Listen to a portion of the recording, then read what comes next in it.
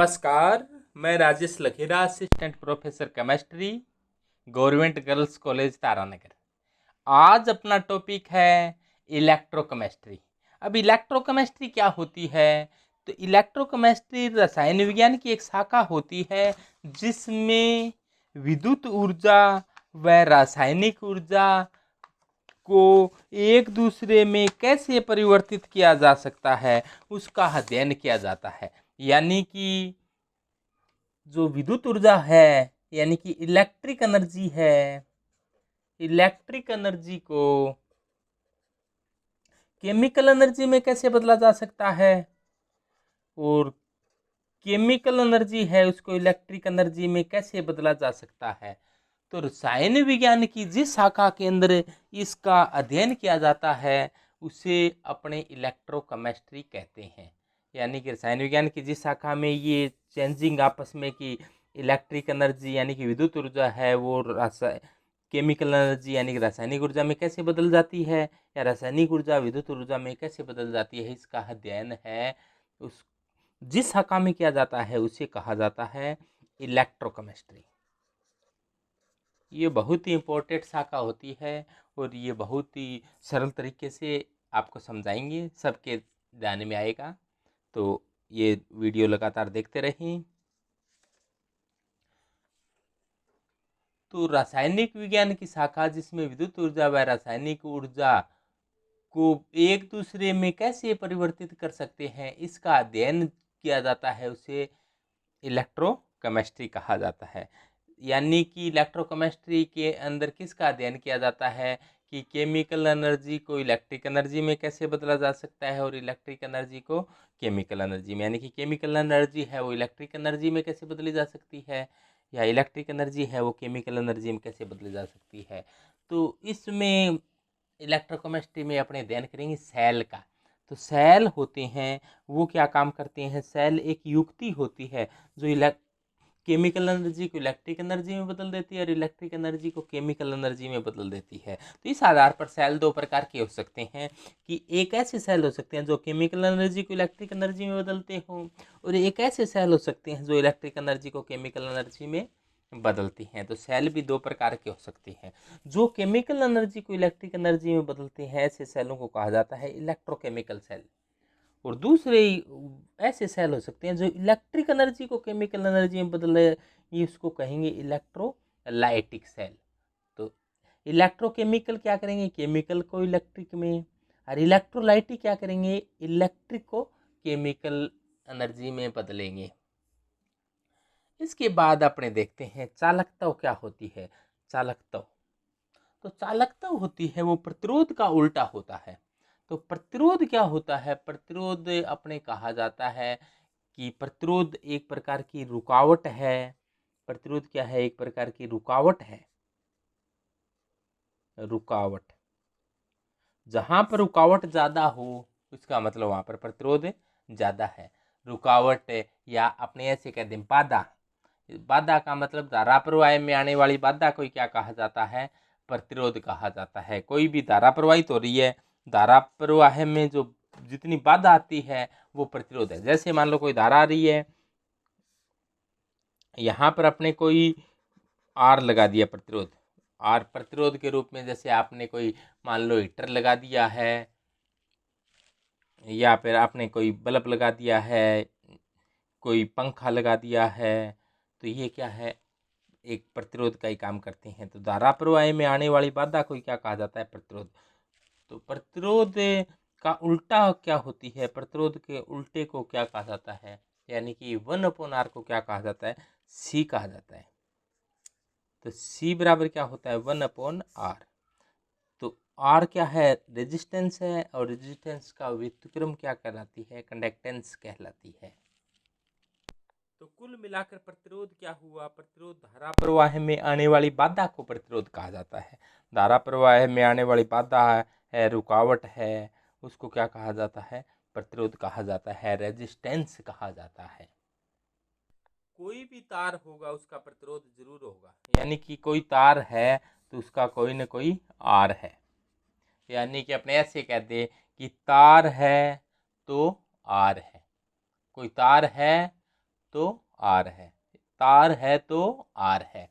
ऐसा कोई तार नहीं जिसका कोई आर नहीं, ऐसा कोई तार नहीं जिसका कोई आर नहीं, यानी कि तार है तो आर है, तार होगा तो आर होगा, यानी कोई भी तार है, जैसे अपने तांबे का तार ले लिया तो उसका भी कोई न कोई प्रतिरोध, कोई न कोई रेजिस्टेंस जरूर होगा।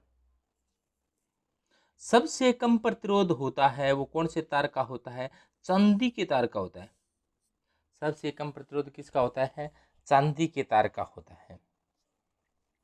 यानी कि चांदी की जो हाईएस्ट कंडक्टिविटी होती है, चांदी की कंडक्टिविटी होती है, यानी कि चांदी की जो चालकता होती है वो हाईएस्ट होती है। तो इसकी प्रतिरोधकता क्या होती है? रेजिस्टिविटी, प्रतिरोधकता क्या होती है? सबसे कम होती है। जिसकी चालकता ज़्यादा है उसकी प्रतिरोधकता क्या होती है? कम होती है। प्रतिरोध एक प्रकार की बाधा होती है। प्रतिरोध क्या होती है? एक प्रकार की बाधा होती है। यानी कि धारा प्रवाह में आने वाली बाधा को ही क्या कहा जाता है? प्रतिरोध कहा जाता है। तो प्रतिरोध एक प्रकार की बाधा होती है। बाधा अपने ऐसे कह दें कि बाधा है, ये किस में बाधा है? धारा प्रवाह में बाधा है। धारा प्रवाह में क्या है? बाधा। बाधा का मतलब है रुकावट है। रुकावट कहाँ ज़्यादा होती है? जहाँ पर कोई रोला हो जाए। तो आर क्या है? एक प्रकार का रोला है। क्या है आर? एक प्रकार का रोला। तो आर का सूत्र क्या होता है? आर बराबर रो, आर बराबर रो ला, ला एल ए ला। तो रो आर बराबर क्या हो जाएगा? रो ला, आर बराबर रो ला। तो आर क्या है? एक प्रकार का रोड़ा है। क्या रोड़ा है? धारा प्रवाह में आने वाली बाधा है। और बाधा जहाँ पर ज़्यादा आती है, जहाँ पर कहीं पर रोड़ा हो जाए, रोड़ा हो जाएगा तो वहाँ पर प्रतिरोध क्या होता है? बढ़ जाता है, क्योंकि रोड़ा क्या है? एक प्रकार की बाधा है। और धारा प्रवाह में आने वाली बाधा को क्या कहा जाता है? प्रतिरोध कहा जाता है। तो देखो आर क्या हो गया? आर बराबर रोला, आर बराबर रोला। तो यानी कि आर है वो एल के सीधे समानुपाती है। यानी कि प्रतिरोध है वो तार की लंबाई के सीधे समानुपाती है। पर तार की लंबाई बढ़ेगी तो प्रतिरोध बढ़ेगा।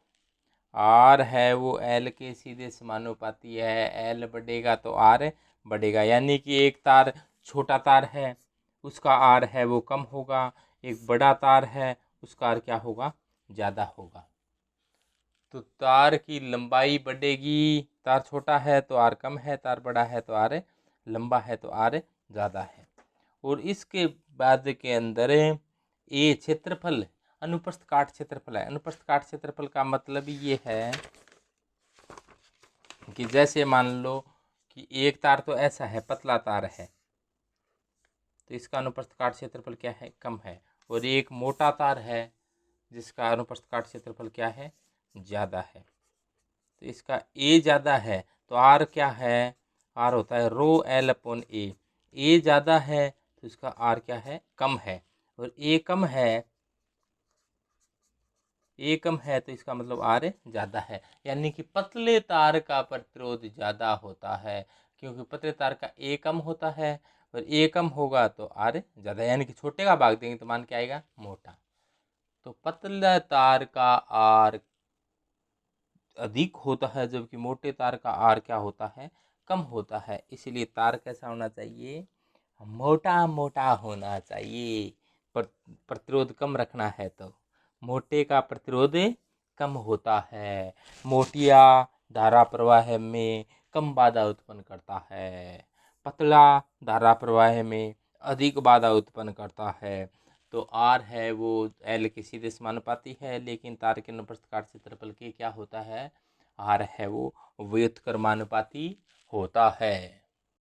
देखो प्रतिरोध क्या होता है? धारा प्रवाह में आने वाली बाधा को क्या कहा जाता है? प्रतिरोध कहा जाता है। यानी कि धारा प्रवाह में यदि बाधा ज़्यादा है तो इसका मतलब उसका प्रतिरोध ज़्यादा है, बाधा कम है तो इसका मतलब उसका प्रतिरोध कम है। तो ये तो था प्रतिरोध। प्रतिरोध का उल्टा क्या होता है? चालकता होती है। अब एक होता है विशिष्ट प्रतिरोध। विशिष्ट प्रतिरोध क्या होता है, इसको समझो। इसको समझने के लिए आप ऐसा मानो कि कोई एक तार है। ये क्या है? कोई तार है, इसको समझो। और इस तार की लंबाई L है और इसका अनुप्रस्थ काट क्षेत्रफल क्या है? A है। तो इस तार का जो प्रतिरोध होगा R, वो क्या होगा? R बराबर क्या होता है? रो L अपॉन ए। R बराबर रोला होता है, रो L अपॉन ए। तो ये रो क्या है? रो एक विशिष्ट प्रतिरोध है। तो अपने रो और R में क्या संबंध है कि R बराबर क्या है? रो L अपॉन ए। अपने L एक ले लें, A एक ले लें, तो R बराबर क्या हो जाएगा? रो हो जाएगा। तो ऐसे ही मान लो कि L अपने क्या ले ली? 1 मीटर ले ली। कोई ऐसी कंडीशन ली जिसमें L क्या ले ली? 1 मीटर ले ली। यानी कि 1 मीटर लंबा तार है और ये क्या है? इसका अनुप्रस्थ काट क्षेत्रफल है A। इसको भी क्या ले लिया हमने? इसको भी क्या ले लिया? 1 ले लिया। अनुप्रस्थ काट क्षेत्रफल 1 ले लिया और इसकी तार के 1 का मतलब 1 मीटर की स्क्वायर ले लिया। सेमी में 1 सेमी ले तो 1 सेमी की स्क्वायर ले ले। तो ये मात्रक तो अलग अलग हो सकते हैं, लेकिन एक साथ एक जैसे मात्रक होने चाहिए। एक साथ जैसे आप एम केस पत्ती यूज करें तो एम केस की मात्रक होनी चाहिए। सीजीएस यूज करें तो सीजीएस की मात्रक होना चाहिए। ऐसे यूज करिए तो ऐसे ही की मात्रक होनी चाहिए।